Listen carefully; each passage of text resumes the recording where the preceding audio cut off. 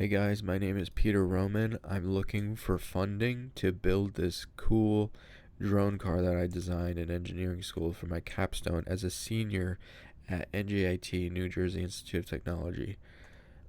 So I'm going to go over all of the individual components that I made. For example, this is the chassis. Um, if you make this out of carbon fiber or something very lightweight and strong, um, if you look at the volume of this, it's going to be analysis, measure volume. It's going to be 39, about 400 inches cubed. Now, if we go to ChatGPT and ask, is it recording ChatGPT? And ask carbon fiber weight of 4,000 inches cubed. It's going to tell us how much this weighs. So while that generates, I'm going to go back to this right here. Now remember, this isn't perfectly, made out. It's not perfectly catted out. Like, for example, this piece right here, it could be hollow. So it's actually going to be a lot less. It might be, 2,000 inches cubed or 1,500 inches cubed, because these pieces right here, this piece right here can be hollow. So for example, if you sketch on this drone, if you sketch on this chassis, like right here, this is a good spot, and you create a box. Okay, this is not perfect, but illustrates the point. You can actually make this hollow, so it will still keep its structural integrity, but this piece right here that's attached to this frame, you can make it hollow, which if you do the calculation again, volume, it's gonna be a little bit less. So before it was 399 something, now it's 3978. So if you do this around the whole chassis, it could be a lot more lightweight. But this is 231 pounds with it solid. So really we can get this down to probably a lot less.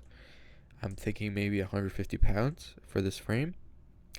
Okay, so that's kind of important because the rest of this is going to be made of lightweight, composites that make up the rest of the drone car. For example, if you have the full plastic fuselage here, you're going to need to cover the frame. You can't just have the frame exposed. So it's going to look like this as an end result, kind of. It has about a half an inch thick walls, so it's really bordering on very lightweight material because it's going to be flying in the air, and batteries are not the most powerful right now. We have people like QuantumScape and other battery companies working on, I believe it's called solid power.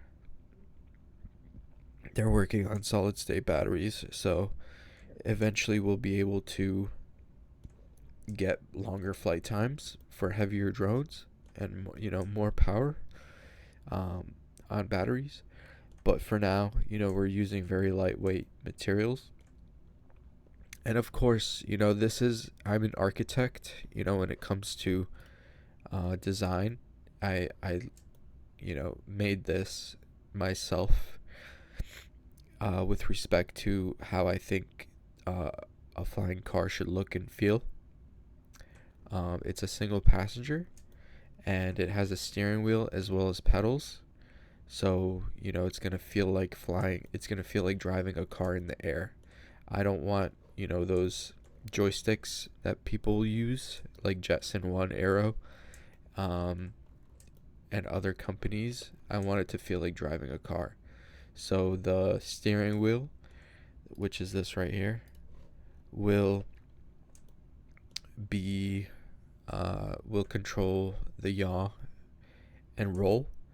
The pedals will control the the pitch forward and pitch backward. Um, the brake will be pitch backward. The accelerator will be pitch forward. And then there's going to be a button on the steering wheel that controls altitude. So it's not a button, it's more of like a joystick that you control up and down. It's the only joystick on the vehicle, but it's going to control altitude. Everything else, once you get to that altitude, you don't change the altitude that often. You just get to the correct altitude that you want to be at. Um, and then the steering wheel and the other uh, UX, I guess you could say, the user interface, everything else, the pedals, the inputs, takes control over the flight controls. And it also is generated, there's going to be a lot of autopilot stuff going on where it flies itself, and it's really not that hard to make an AI to autopilot a drone because there's no infrastructure in the air. You kind of just fly in a straight line. So a lot of autopilot will be going on, and taking off and landing will be pretty much the only time a person is going to be steering. Unless, of course, you want to go for a joyride and you want to control the whole flight. But okay, the only thing that I can foresee that I, did not do in a way in which I would say is going forward, the same. In the future, the only thing I would change is make this a direct drive servo. So this servo there would be a servo horn here, which is basically a gear that you can connect a coupling mechanism to.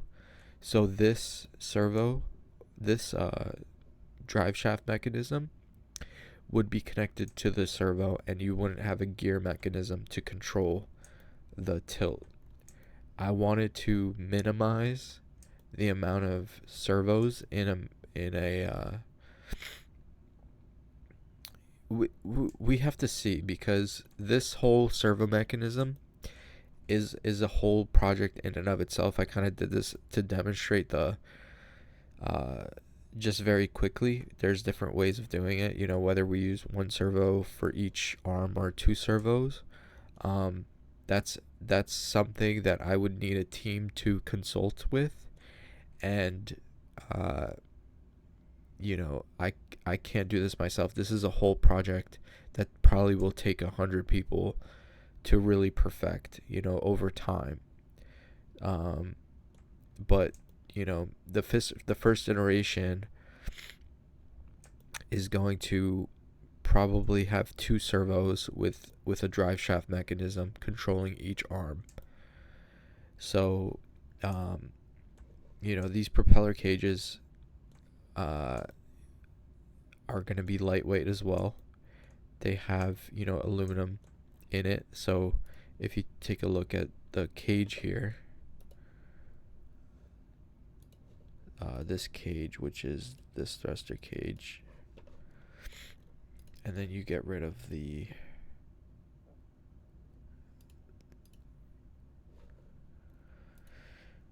and then you just get rid of all of this stuff, and you just look at the cage. So bear with me 1 second. The struts you can get rid of too.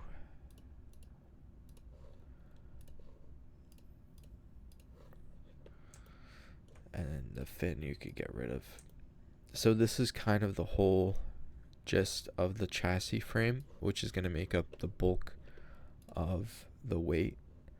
So let's see, analysis tools,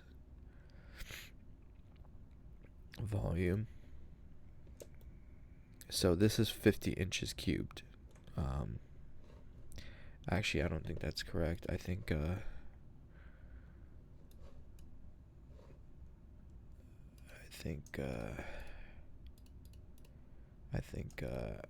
I have to Alright, let's see. 586 inches cubed. So let's see how much that is. 586 inches cubed carbon fiber weight. It's probably going to be around 50 pounds. But let's just see what it is exactly. About 33 pounds. So each of these, thruster cages, as you can see, it's very bare bones. There's some dressing on it, like these airfoil front top, these airfoils that sit on top of the chassis. But it's very lightweight, and there's a lot of empty space. And it looks heavy, but there's a lot of empty space that's going on, which makes this more feasible. As you can see, the motor racks right here, these motor mounts, have enough space for 16 motors total on the whole drone car. So 4 motors, quad-axial, so 2x dual axial. There's a top, bottom motor, a top and a bottom motor, and this will eventually lead to faster flight times.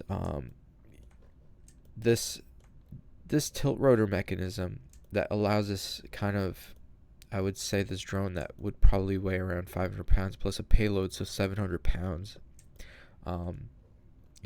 These relatively small fans. So these fans are going to be approximately 24 inches, these propellers. But when you have 16 of them, it will actually be able to lift the 700 pounds necessary to, that's being loaded onto the entire drone car. This will lead to faster flight times. People talk about infrastructure. Is there infrastructure for these things? Let me just put all of this stuff back.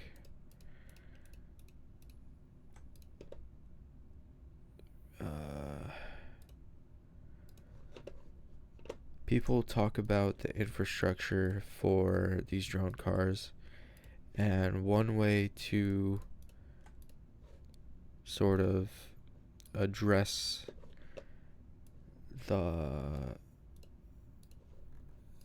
image, or kind of the vision, is to visualize like these new houses that have a parking deck on the roof, so that you're not landing on a street where there are cable wires and stuff like that. You're actually landing on the roof of the house. So I'm seeking $2 million to hire a team to build a prototype, or at least to design a more practical, I don't want to say practical, but more of a pragmatic approach where we're really doing more research on each component of the design, and then building kind of like a bare bones structure where we're demonstrating that we actually can do 16 motors and the tilt rotor mechanism to be able to build something like this. So let me just get rid of the house real quick.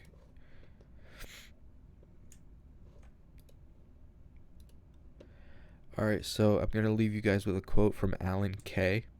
It goes, the best way to predict the future is to invent it. Okay, so if you guys are, looking to bet on what's coming in the future, I believe I invented something that is going to be sort of a daily interactive product that people are going to be with and aspire to use in their daily life, in their daily commute, to beat traffic.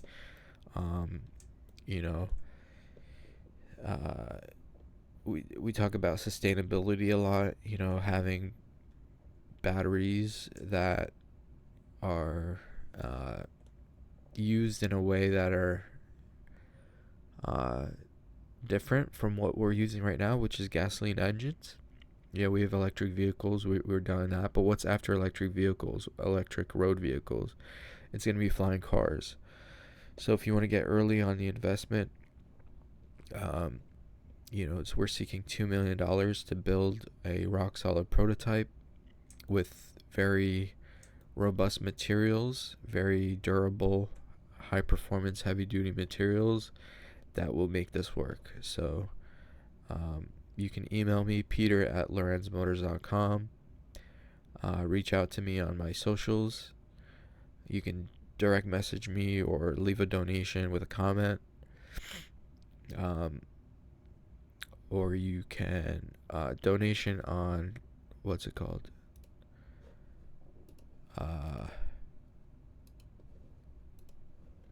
GoFundMe. So, yeah. Thank you for watching, and I will see you guys, hopefully talk to you guys very soon.